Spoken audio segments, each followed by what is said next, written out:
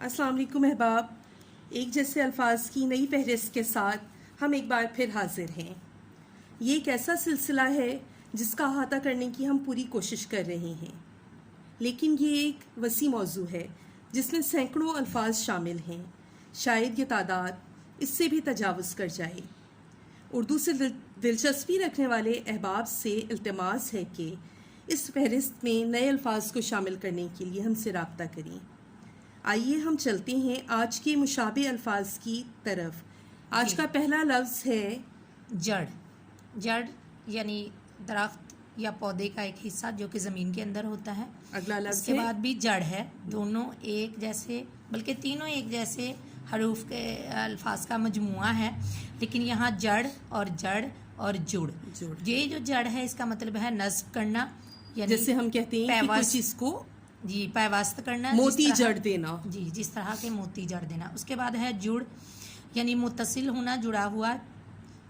اس کے اگلا بعد لفظ ہے جل۔ جل کا مطلب ہے پانی۔ جی، اس کے بعد اگلا لفظ بھی جل ہے۔ یہ بھی دونوں ایک بالکل جیسے چاروں الفاظ ہیں۔ بلکہ چاروں الفاظ جو ہیں جل، جل، جل اور جل، چاروں ایک جیسے حروف کے الفاظ کا مجموعہ ہے۔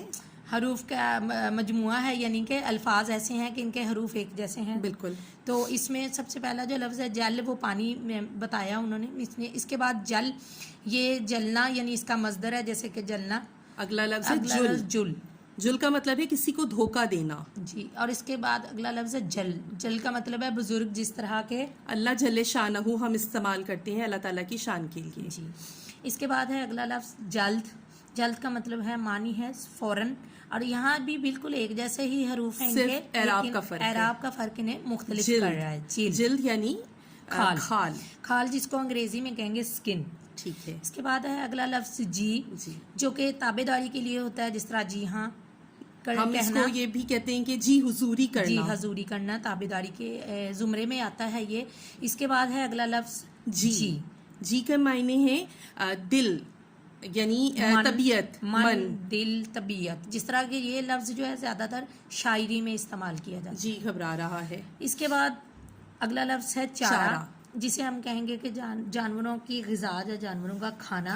اگلا لفظ بھی چارہ ہے، لیکن ان میں حروف کا فرق ہے، یہاں الف ہے وہاں ہے۔ اور اس چارہ کا مطلب ہے علاج کرنا یا مدد کرنا۔ یہ بھی شاعری میں استعمال ہوتا ہے، جیسے کہ فیض صاحب نے کہا ہے میرے چارہ گر کو نوید ہو۔ جی، یہ مصرع ہے شعر کا۔ بالکل۔ اس کے بعد ہے حال، یعنی یہ کیفیت کے لیے ہوتا ہے، جس طرح کہ ہم حال احوال بھی پوچھتے ہیں، اور زمانے کے لیے بھی وہی حال ہے، کیفیت یعنی کہ۔ اس کے بعد اگلا لفظ ہے حال۔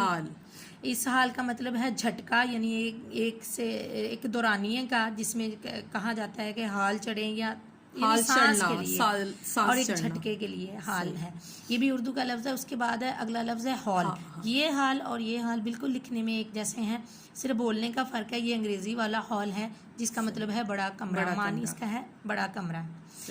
اگلا لفظ ہے حامی۔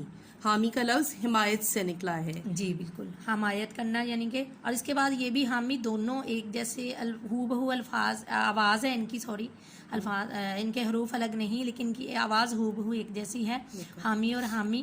یہاں جو حامی ہے، جیسا کہ انہوں نے بتایا کہ اس کا مطلب حمایت کرنا، یہ حامی بھی ہاں میں سے نکلا ہے، حامی بھرنا۔ حامی بھرنا، ہاں میں سے نکلا، ہاں جی ہاں والا۔ اس کے بعد ہے حل۔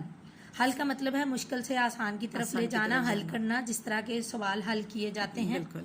اور اگلا لفظ ہے حل، یہ جو کسان کھیت میں چلاتے ہیں، لیکن ان دونوں کی بھی آواز ایک جیسی ہے، صرف حروف کا فرق ہے۔ اگلا لفظ ہے حق۔ حق، یہ بھی حق ہے، دونوں ہی۔ جی میم۔ جی، دونوں حق ایک جیسے اعراب، ایک جیسے حروف کا مجموعہ، دونوں الفاظ ایک جیسے بولنے میں، لکھنے میں، پڑھنے میں۔ تو یہاں حق کا مطلب ہے سچ۔ سچ کے معنوں میں۔ جی، سچ کے معنوں میں، اور حق سچ، یہ مرکب لفظ استعمال ہوتا ہے۔ اس کے بعد ہے حق، جو کہ اس کا مطلب ہے واجب۔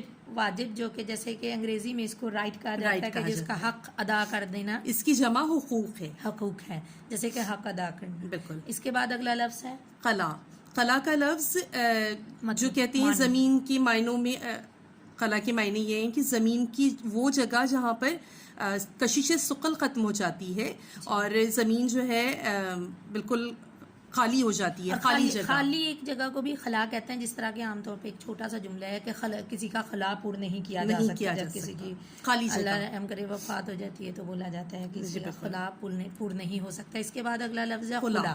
ان دونوں میں حروف کا بھی فرق ہے اور ان میں بولنے کا بھی فرق ہے، آواز کا بھی فرق ہے. خلا اسلام کا رائٹ ہے جو ایسا حق جو عورت کو، طلاق کا ایسا حق ہمیں شریعت نے، اسلام نے دیا ہے جو کہ عورت لے سکتی ہے طلاق، جس کے تحت یعنی قانون بالکل شرعی قانون.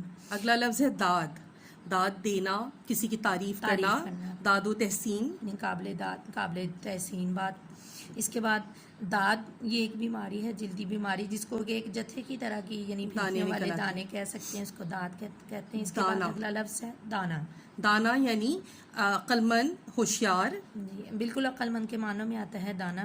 یعنی کئی کہانیوں میں اکثر ہوتا ہے کہ وہ بزرگ تھے، وہاں دانا بزرگ تھے. اس کے بعد اگلا لفظ ہے دانا. یہ بھی یعنی بولنے میں ایک جیسے ہیں، تھوڑا سا ایک جگہ صرف ایک حرف کا فرق ہے آخر میں. تو یہاں جو دانا ہے اس کا مطلب ہے وہ جو چڑیوں وغیرہ کو ڈالا جاتا ہے دانا، دانا دن کا جو ڈالا جاتا ہے، محمل لفظ کے ساتھ بھی آ رہا ہے. اس کے بعد اگلا لفظ ہے دم جانوروں کی جو دم ہوتی ہے، سارے جانتے دم کسے کہا جاتا ہے. جی جانوروں کی، جس طرح کہ کتے کی دم، ہاں کہتے ہیں کہ کتے کی دم ٹیڑھی کی ٹیڑھی. اس کے بعد اگلا لفظ یعنی یہ تینوں جو لفظ ہیں دم، دم اور دم، ایک ہی جیسے حروف کے مجموعے ہیں. تو صرف اعراب کا فرق. ہاں جی صرف اعراب کا فرق ہے. یہاں تو بالکل ایک جیسے اعراب بھی دم. تو یہ دم جو ہے یعنی سانس یا دم لینا، یعنی رکنا، ٹھہرنا.